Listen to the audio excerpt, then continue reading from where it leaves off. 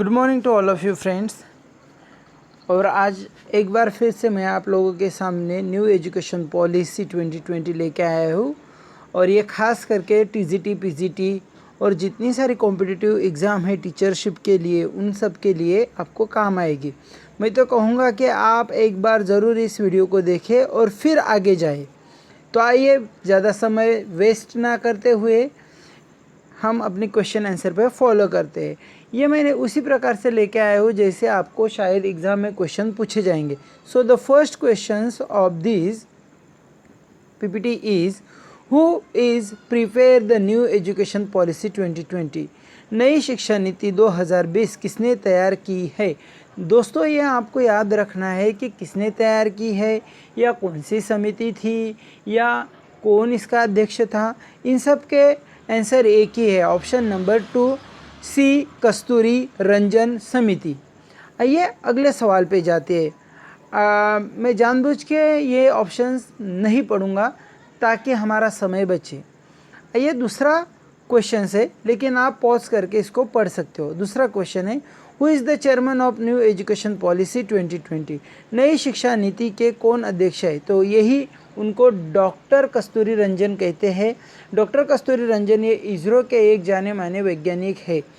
दोस्तों, जब ये नीति तैयार की गई, ये सबसे बड़ी नीति मानी जाती है, एजुकेशन पॉलिसी मानी जाती है, जिसमें हर एक जिला, गांव और ख़ास करके ग्राम पंचायत, इनकी राय भी पूछी गई थी। थर्ड क्वेश्चन है, what percentage of GDP will be spend by the union government in the new education policy 2020।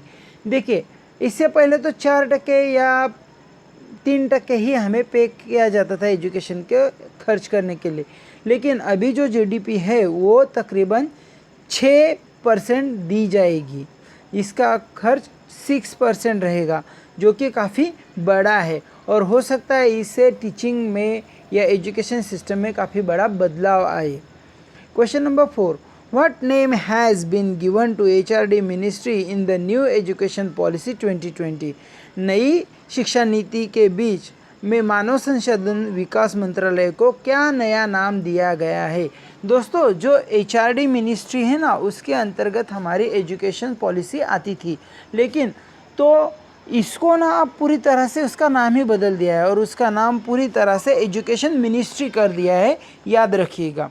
Question number 5, what is the new pattern of 10+2 education policy in the new education policy. देखिए, हमें तो पता है कि पहले 10+2 का pattern था, अब उसको कैंसिल करके क्या कर दिया है। तो काफ़ी इजी है, आप कुछ इस प्रकार से याद रख सकते हो इसको, 5 + 3 + 3 + 4, ये है। Question number 6, in the new education policy of 2020 the number 5 is called what stage। देखो, जो 5 नंबर की स्टेज है उसे क्या कहा जाता है, तो उसको हम फाउंडेशन स्टेज कहते हैं। दोस्तों, एक्चुअली दिया ये है कि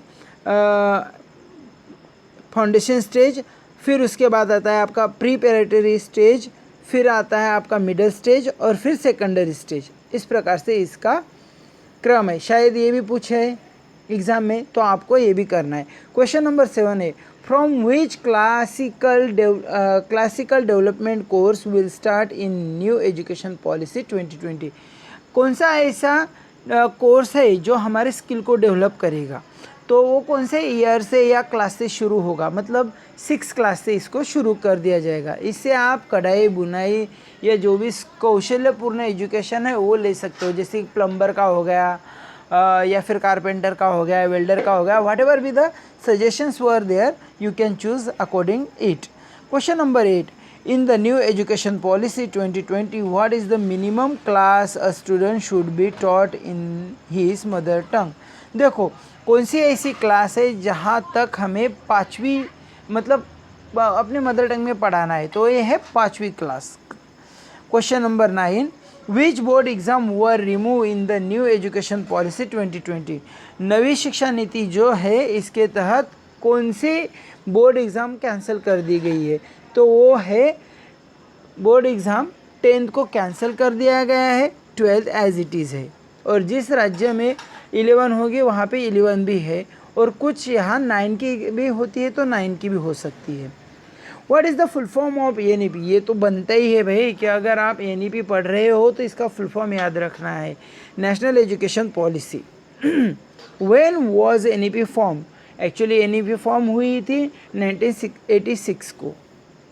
when NEP was concreted recently? अभी अभी हाल ही में कब इसको कॉन्क्रीट किया गया है? तो 2020 में कॉन्क्रीट किया गया है। After how many years a new education policy is being implemented in India? अब कितने सालों बाद नई एजुकेशन पॉलिसी हमारे इंडिया में इम्प्लीमेंटेड की जा रही है? तो दोस्तों ये है तकरीबन 34। अब आइए मैं कुछ फैक्ट आपको बताना चाहूँगा जो काफ़ी इंटरेस्टिंग है।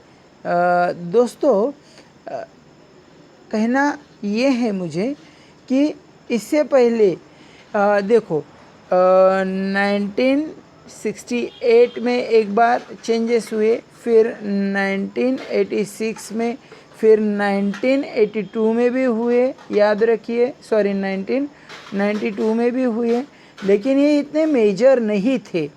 और उसके बाद अभी जो हुए हैं वो 2020 में हुए हैं जो काफ़ी मेजर है। तो कुल मिला के 3 बार आप काउंट कर सकते हो। ये मेजर नहीं है तो इससे पहले जो 1986 है ना उसको आप काउंट कर सकते हो। ठीक है दोस्तों, काफ़ी आसान है, याद रखने लायक है। Question number 14, in new education policy 2020 from which class vocational class will be start? Vocational यानी कि वही कौशल्यपूर्ण अभ्यास कब शुरू होगा? क्लास 6 से शुरू होगा। How many times has education policy came in India so far?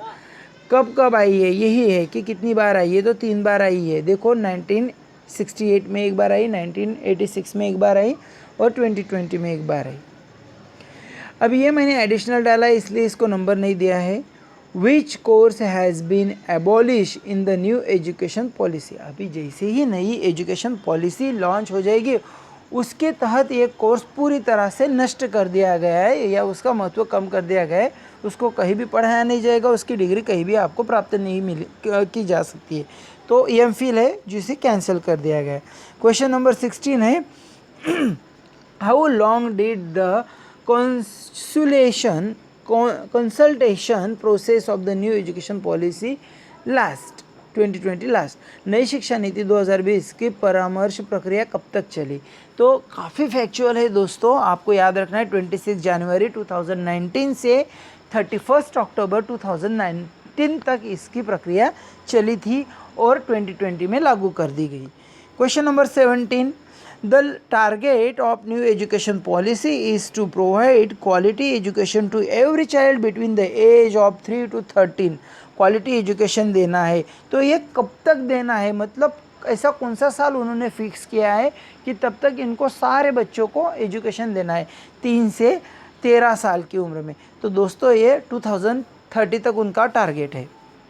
According to the new education policy what is the new required to do PhD? PhD करने के लिए क्या पात्रता होनी चाहिए? तो देखो 4 इयर्स बैचलर डिग्री होनी चाहिए। अब आप सोचोगे कि सर हमें तो अब तक की 3 ईयर बैचलर डिग्री पता थी।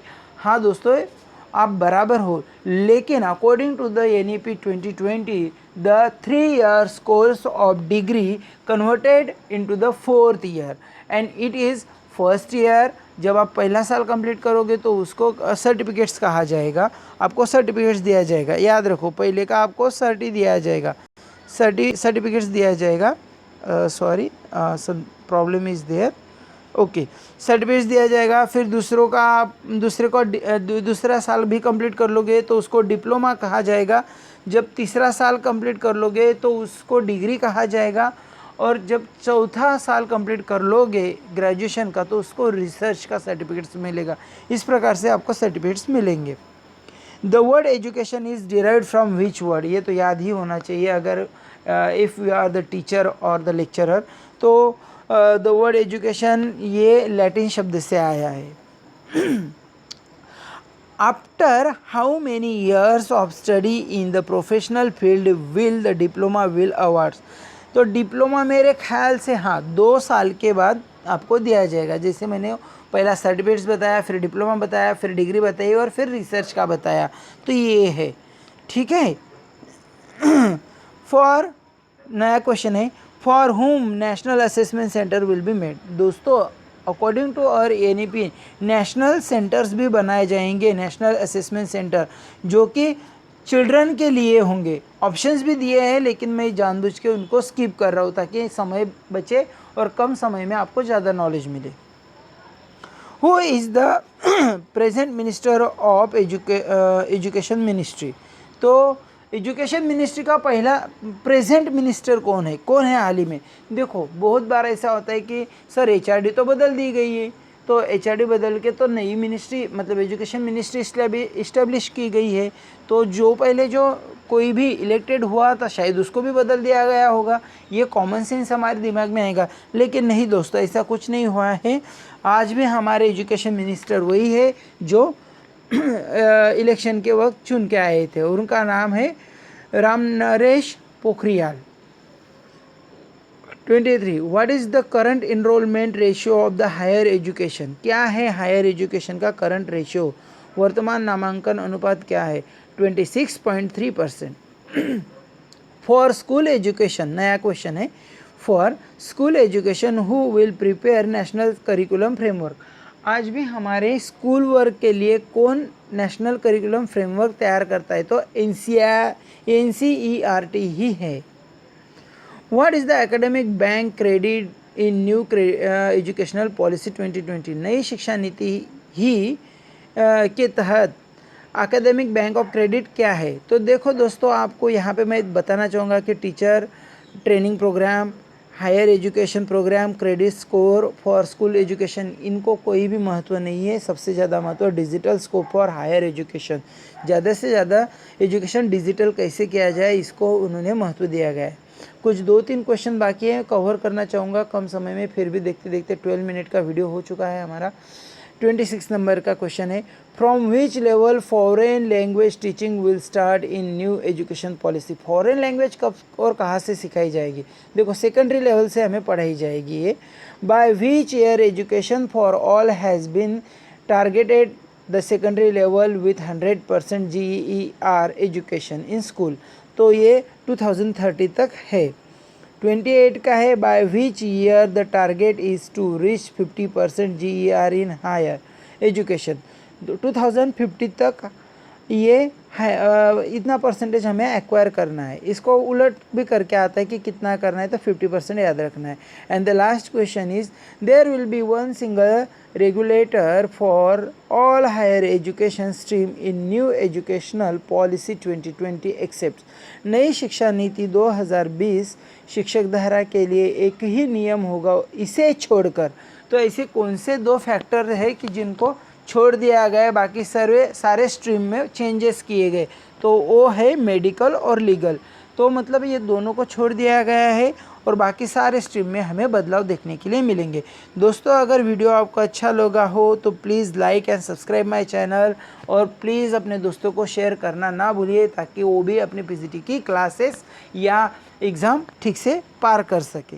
थैंक यू दोस्तों, प्लीज़ लाइक एंड शेयर।